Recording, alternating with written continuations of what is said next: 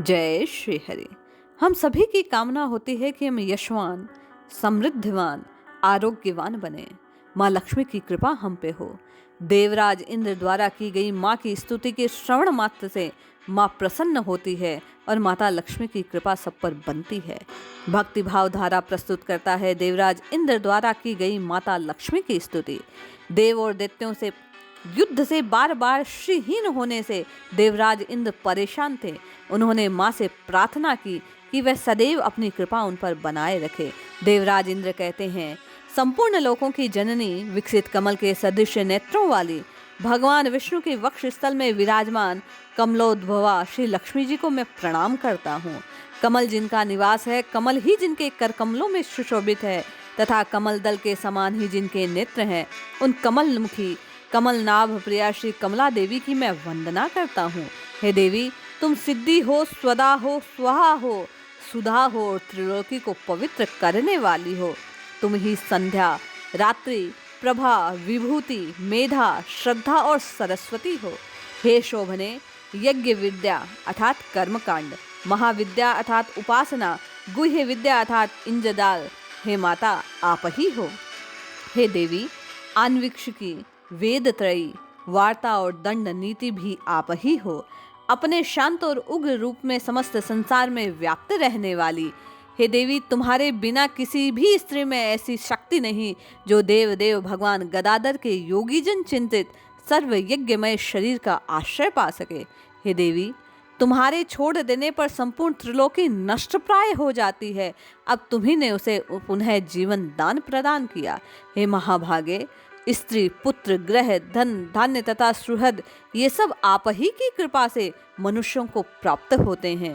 हे देवी, तुम्हारी कृपा दृष्टि से मनुष्य शारीरिक आरोग्य, ऐश्वर्य, शत्रु पक्ष का नाश, सुख आदि दुर्लभ पदार्थों को प्राप्त करता है। तुम संपूर्ण लोकों की माता हो और देव देव भगवान श्री हरि पिता है।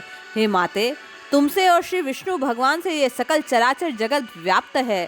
हे सर्व पाप नाशिनी मातेश्वरी, तुम्हारे कोश, कोष्ठ, ग्रह, भोग सामग्री, शरीर और स्त्री आदि को आप कभी न त्यागे, इनमें भरपूर रहें।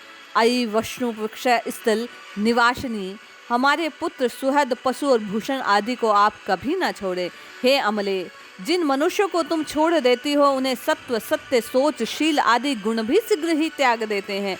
तुम्हारी कृपा दृष्टि होने पर भी गुणहीन पुरुष शील आदि गुणों से युक्त हो जाता है। जिस पर तुम्हारी कृपा दृष्टि वही प्रशंसनीय है, वही गुणी है, वही धन धान्य से युक्त है, वही कुलीन और बुद्धिमान है, वही शूरवीर और पराक्रमी है। हे विष्णु प्रिय, हे जगत जननी, तुम जिससे विमुख हो वह शील आदि गुणों से तुरंत ही नष्ट हो जाता है। हे देवी, तुम्हारे गुणों का वर्णन करने में श्री ब्रह्मा जी की रचना भी समर्थ नहीं है, फिर मैं तो कहाँ तक कह सकूंगा। अतः हे कमल नयने, अब मुझ पर प्रसन्न हो जाओ और मुझे कभी न छोड़ो। ऐसा कहकर माता की स्तुति करने पर माँ लक्ष्मी प्रसन्न होकर कहती है, हे देवेश्वर, हे इंद्र, मैं तुम्हारी इस स्तुति से प्रसन्न हूँ। मैं तुमको अभिष्ट वर देना चाहती हूँ, मांगो तुम्हें क्या चाहिए। देवराज इंद्र बोले, हे देवी, यदि आप मुझ पर प्रसन्न हैं और वर देना चाहती है तो पहला वर ये दीजिए कि आप इस त्रिलोकी का कभी भी त्याग न करेगी। हे समुद्र संभवे, दूसरा वर ये दीजिए कि जो कोई इस स्तुति का पाठ करे, श्रवण करे, गाए, उसे आप कभी नहीं त्यागेंगी। इस प्रकार कहने पर माता लक्ष्मी ने कहा, हे देवश्रेष्ठ इंद्र, अब मैं इस त्रिलोकी को कभी नहीं छोड़ूंगी और इस स्रोत से प्रसन्न होकर मैं तुम्हें वर प्रदान करती हूँ कि जो कोई मनुष्य प्रातः एवं साय काल इस स्रोत से मेरी स्तुति करेगा, मैं उससे कभी विमुख नहीं होंगी। इस प्रकार कहकर माँ लक्ष्मी ने देवराज इंद्र को आशीष दिया। इसलिए सभी को प्राय एवं संध्या में इस स्रोत का पाठ करना चाहिए। माँ लक्ष्मी प्रसन्न हो सदैव घर में संपदा को बनाए रखेगी। जय श्री हरि।